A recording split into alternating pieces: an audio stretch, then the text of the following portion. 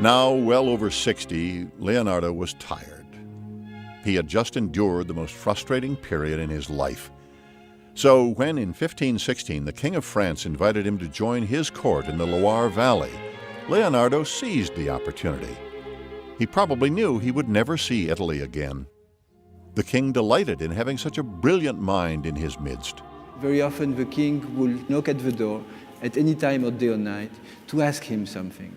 And Leonardo was very pleased because, in fact, this was the dream of his life. But what's sad is that at this time, Leonardo was too old to do really anything.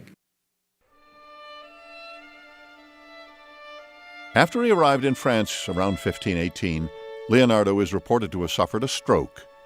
He spent his next days concentrating on intricate geometric puzzles.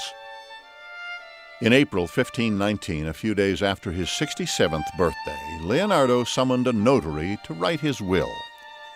In it, he dispensed his worldly goods among his assistants, with the bulk going to his most trusted assistant, Melzi. And although he had never been terribly religious, he suddenly requested instruction in Catholicism.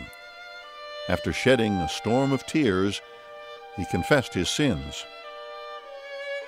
Legend has it that King Francis I was more than just an admirer, and that Leonardo died in his loving arms. That tale has been disputed, but it is clear that Leonardo died in the warm embrace of the French people. As a well-spent day brings happy sleep, so life well used brings happy death.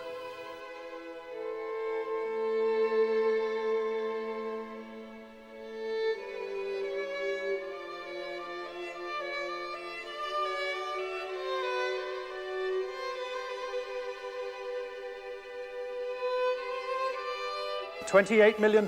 It's away from the room now and on the telephone at $28 million. Nearly 500 years after Leonardo's death, one of his 20 surviving notebooks brings $30 million at auction, an astonishingly high price, 2.5 times more than any manuscript to date.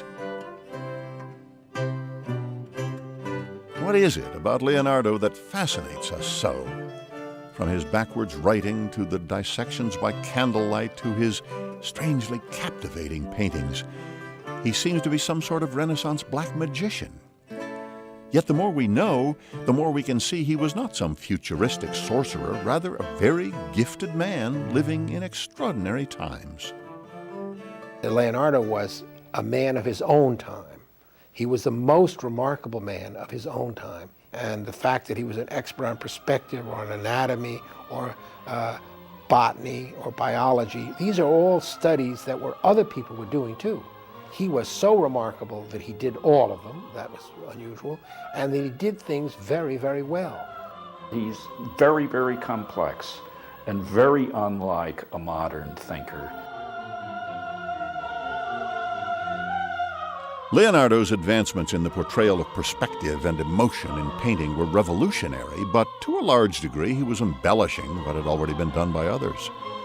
He also is considered an inventor of many modern machines, from the submarine to the helicopter, but those ideas date back as far as ancient Greece. Leonardo was not a painter or a sculptor or an inventor or a scientist. He was all of these, and each skill served all the others. He was, in other words, the original Renaissance man.